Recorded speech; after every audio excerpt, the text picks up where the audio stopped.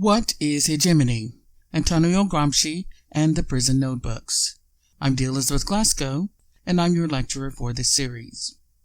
In his Prison Notebooks, Antonio Gramsci outlined one of the central tenets of Marxist theorizing, the notion of hegemony. For many years, Marxist theorists wanted to understand why the powerless consent to be dominated by those in positions of power. And one of the ways they came to understand it was through the concept of hegemony. While he was imprisoned for promoting and participating in subversive ideas against the government, the Italian Marxist Antonio Gramsci wrote a series of pamphlets called simply the Prison Notebooks. In them, he further developed the notion of hegemony, a Greek term meaning domination. For Gramsci, the ruling class, individuals in positions of power and influence, used hegemonic ideas to gain domination over the subjugated classes. This hegemony of ideas was not accomplished through using force. It was not accomplished through using coercion. It was accomplished through getting consent from the masses of ordinary people. This consent was won through using something called common sense. In other words, Gramsci argued that the ruling classes achieved domination by manipulating language, culture, morality, and common sense. By common sense, we mean the way that individuals look to common sense to guide them in their immediate private concerns.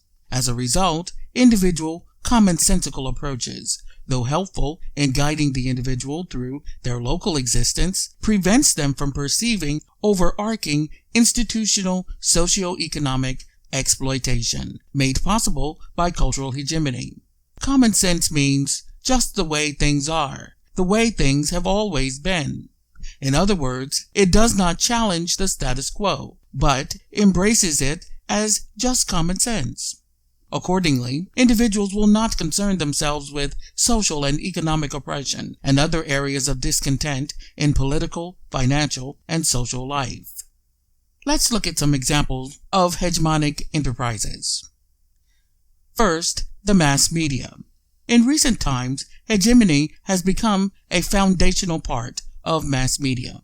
The media is viewed as an independent and impartial entity. However, media have to follow a set of guidelines and protocols while producing any form of news. Since the media are inherently commercial in nature, they must follow these given rules in order to do business and to survive. This causes the introduction of a bias that is favorable to the state and political system that licenses the media establishment. Therefore, a partially untrue version of events is put forth for assimilation by the public. We'll talk about this more when we do our special series on the mass media. The second example is the English language. Its impact on education is seen by the widespread use of English as the language of instruction. It has become important to be proficient in the English language if one is to excel professionally. This is reinforced by the fact that majority of the elite educational institutions provide education only in English and do not accept students who are not well versed in the language. This occurs to such an extent that the knowledge of this language has become synonymous to being educated and intelligent, and those lacking it are deemed to be uneducated and unintelligent. The most common example of hegemony can be observed in the franchising and globalization of world cuisine, which involves franchises like KFC, Starbucks, McDonald's, etc. It also includes the practice of foreign companies who produce products that will sell well in the foreign market. So let's take a deeper look at the interdependent and interrelated relationship between the economically dominant and the subordinated classes. Consent and coercive force are interrelated. Gramsci argued that although it may not seem like the ruling class is using force to maintain its dominance, nevertheless, force underwrites the appearance of consent. In other words, Gramsci argued that it is a mistake to think that the ruling class dominates the subjugated class only by consent, that force is interchangeable with consent. One does not exist without the other. there is a constant negotiation between the ruling class and the subordinated classes about what societal strivings are acceptable or not. But for the dominant class, individuals who possess all the power and all the influence in a society, the goal is always to maintain ruling class ideas, to incubate societal resources.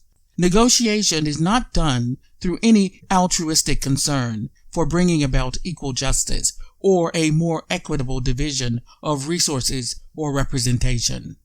By negotiating with the subjugated classes, the ruling class seeks to contain or deflect any group or anyone who is antagonistic when it comes to making demands on the ruling class.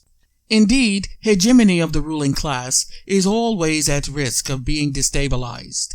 This is especially true during times of societal crises and collapse. During these times, hegemony of the ruling class is reconstituted and recomposed. It is made over so that it addresses the new situation. This kind of negotiation, of back and forth, is a dynamic process. It is not static.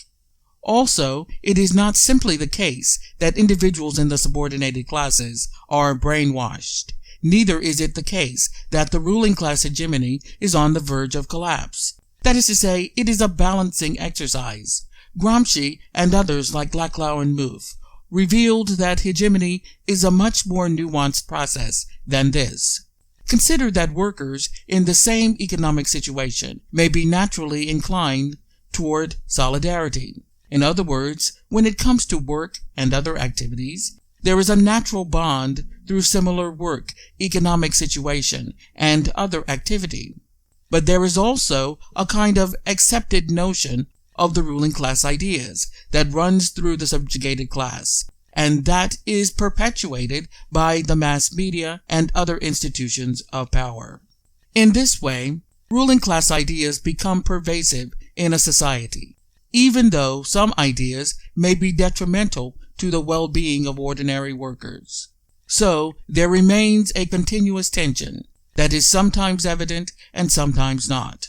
Gramsci and other Marxist theorists argued that in rare cases, because of the experiences and conditions under which subjugated classes struggle, this tension may push subjugated classes into struggle against ruling class ideas. This may bring about revolution, and with revolution, the notions of common sense that subordinated classes have been laboring under come into conflict with their everyday lived experience. At this time, a new set of ideas, politically conscious and aware, that reflect and benefit the actual lived experience of the subordinated classes may come into being. I'm D. Elizabeth Glasgow. Thanks for watching. Please like and subscribe.